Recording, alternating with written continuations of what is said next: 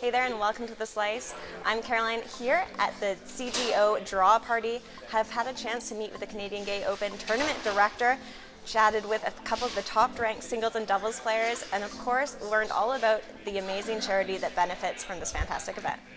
The first CGO was in 1995 and I took over since 2012. I think really what the CGO is to me, there's really three components of the tournament weekend.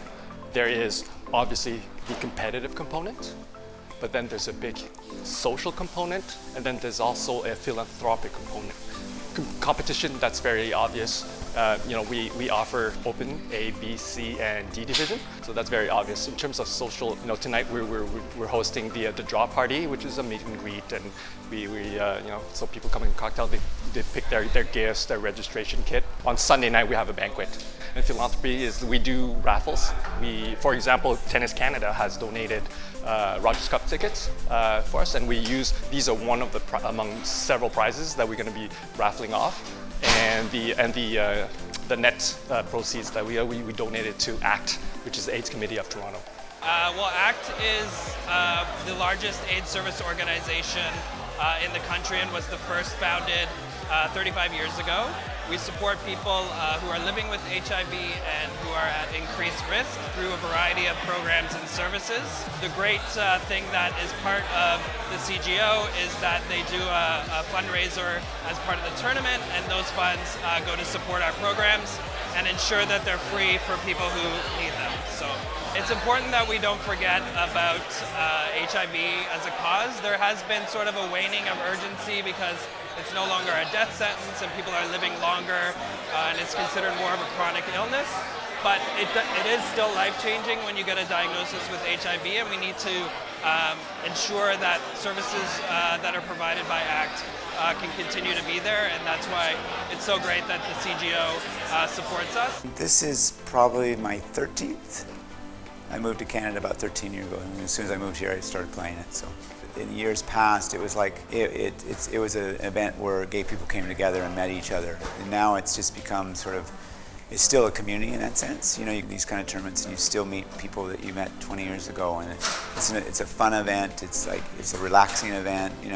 It's competitive, but at the same time it can be fun as well. I've played GLTA tournaments in London, LA, Madrid, Sydney, and a couple of other cities throughout the US as well.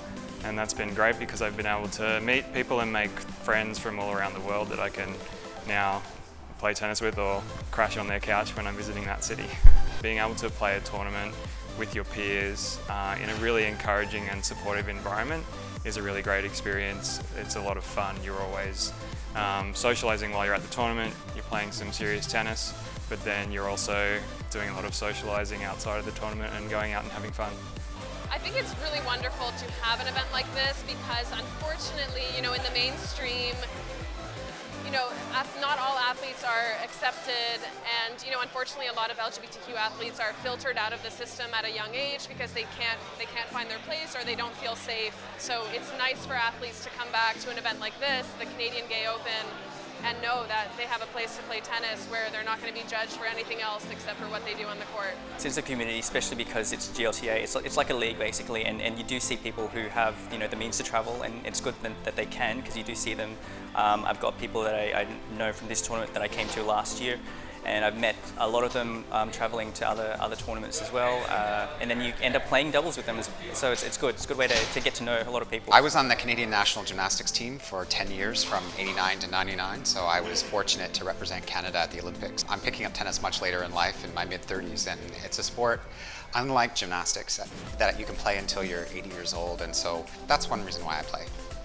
I think the opportunity to play at the tournaments like this and to come and be able to play with other athletes that are at various levels and being an out athlete and becoming into an environment really where it's kind of acceptance is the norm, I think it's a really great opportunity, and it's a great opportunity to develop the sport. It's a great opportunity for people to participate. They do a tremendous job of organizing, and the opportunity to go all the way around the world and play sport, and even at a recreational level, it's really fantastic. And you get a chance to see people over and over again, so you develop these really great relationships through tennis.